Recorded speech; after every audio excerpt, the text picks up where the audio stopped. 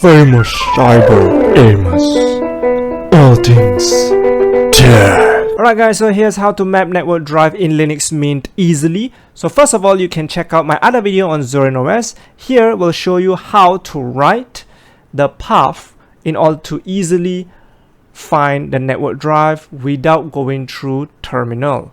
So here you can just do the same thing by going to the network and rename and put in the path smb semicolon / and paste your network path to your Windows share location and enter.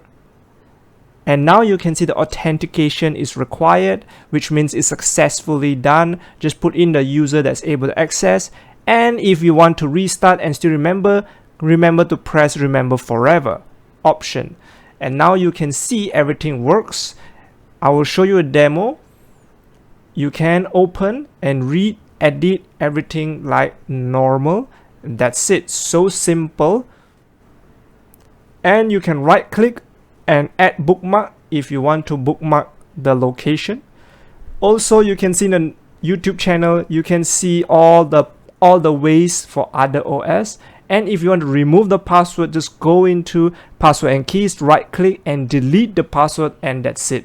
Then you no longer see the network drive.